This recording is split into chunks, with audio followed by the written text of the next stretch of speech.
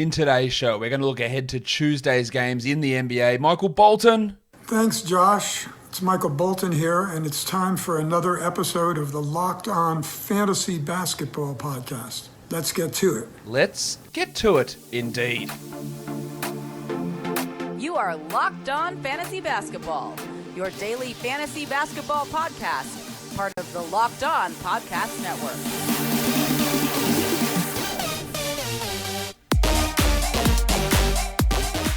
Hello and welcome to the Locked On Fantasy Basketball Podcast, brought to you by Basketball Monster.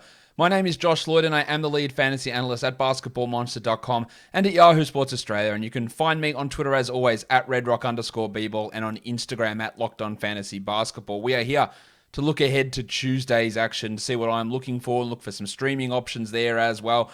So let's do it right now. First game, we're going to take a look at the Blazers and the Pacers. I had both Robert Covington and Damian Lillard in my underperforming players show earlier today.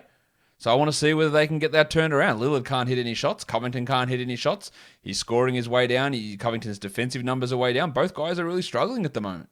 Are they able to turn it around against a Pacers team, which is, of course, quite banged up? We're not doing anything in terms of dropping Damian Lillard, but Covington's in that discussion for sure.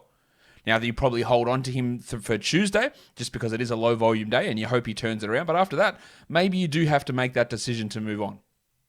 As for Indiana, there is still no Domantas Sabonis. We don't know about Goga or Jeremy Lamb. I think if Bitadze is ready, he will play and he will start over Jakar Sampson, and that'll probably have some sort of an impact on guys like, and Lamb playing, will have an impact on guys like O'Shea Brissett. But Brissett has played 31 minutes minimum in the last 3 games. It has gone from 42 to 38 to 31, so the minutes keep dropping down. He's okay as a real fringe sort of player, but I think if Lamb and Bitadze play, then he won't really have 12-team league value, but on a low-volume day like this, for sure. Edmund Sumner's been amazing. 34 and 37 minutes the last 2 games. I'm pretty sure he's going to lock in as a starter ahead of Justin Holiday as we move forward. He's playing at a very high level, and I don't mind him as an ad either. I'd probably have him as an ad over Brissett at this point. For the Bucks and the Hornets, Chris Middleton, a player that featured on my underperforming players show. Let's see what he is able to do, because his shooting numbers and his assist numbers, they have been dropping down quite a bit at the moment. Is he able to rectify that? What can we get out of Chris Middleton? Hopefully he's able to do better. And then Brook Lopez. How do they use Brook Lopez in this matchup up against the Hornets? What does that mean for Bobby Portis and his minutes? Lopez, I still believe, is a must-roster player, especially with a game on a Tuesday like this. But his performances have been a little bit underwhelming. For the Hornets, I expect Cody Martin to start again over Jalen McDaniels. Martin really stuffed the stat sheet. Points, rebounds, assists, steals, blocks, last game, all over the place. If he gets another 30 minutes a night, is he a viable streamer? Yeah, absolutely he is. While Miles Bridges is a must-roster guy right across the board. That may change when Gordon Hayward returns, which might still be 2 weeks away, who knows.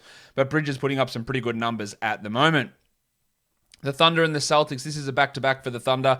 Moses Brown did play more minutes on Monday, didn't necessarily translate into big numbers, but he can be an ad on a limited slate like this. And Isaiah Roby, I think he's a must-roster. 4 games left for the week. Roby's putting up numbers right across the board and looks to be the best of the Brown and Bradley and Roby center trio. For the Celtics, we might get Robbie Williams back. The Rock DJ is listed as questionable after missing the last week or so with that knee problem. Whether he comes back in and starts and plays 26 minutes is still up in the air.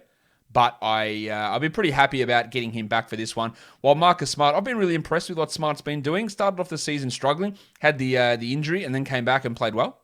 And he's playing well, continuing to play well. So I wouldn't be surprised if the Celtics, because it is the first of a back-to-back for them, if they sat Kemba Walker in this one rather than in the Wednesday game against Charlotte, which is really going to boost Marcus Smart's value there. The Nets and the Raptors, I want to watch Blake Griffin, who's putting up some better numbers at the moment. There's still no Nick Claxton. Alize Johnson is out, so it's going to be Griffin and Jordan manning that center position, and that makes Griffin at least a stream-worthy player, while Bruce Brown barely played last time the Nets were out there with Kevin Durant back. Do they go back to Landry Shamet getting the bulk of those minutes? Does Brown's value completely stay in the dunny? It does look that way. So I think that, while again we can hold for the Tuesday low volume day, I think moving forward he's a droppable guy. While for the Raptors, Kem Birch, I think he's going to be a great option. I think there's a massive chance that we get no Siakam, Anunoby, Lowry, or Van Vliet playing in this game. So Birch is going to have increased usage. Boucher is going to be out, no doubt.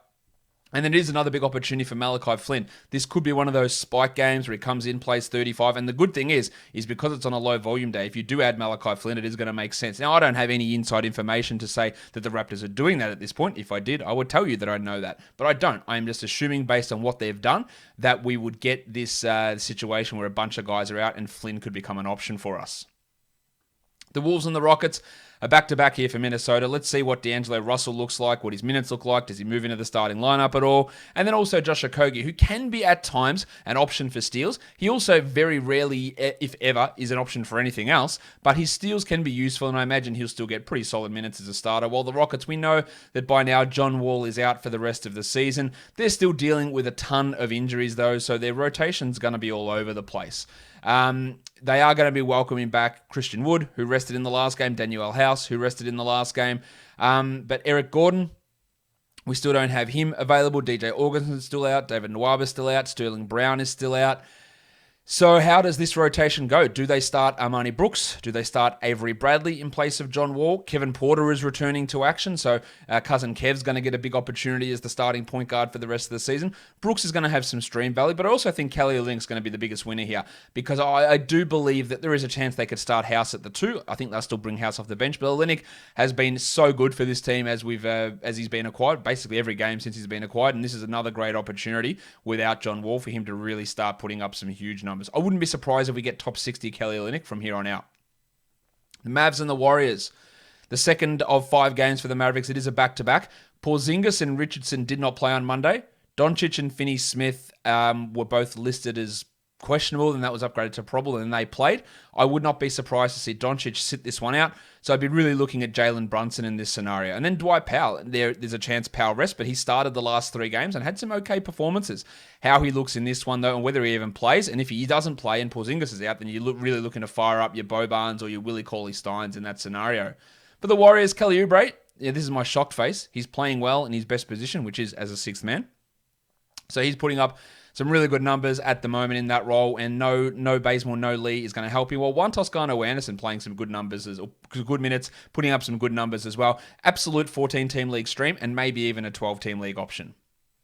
In terms of streamers overall, I'm looking at Flynn, Roby, Kevon Looney, Ed Sumner, and Jaden McDaniels. These are category league options. While for points leagues, we're looking at Flynn and Birch, Tristan Thompson, Alexei Pokusevski, and Isaiah Roby. Guys, don't forget to follow this podcast on Apple Podcasts, Google Podcasts, Stitcher, Spotify, and on Odyssey. While on YouTube, hit the subscribe button, hit the notification bell, hit the thumbs up, and leave your comments down below, guys. We are done here. Thank you so much for listening, everyone.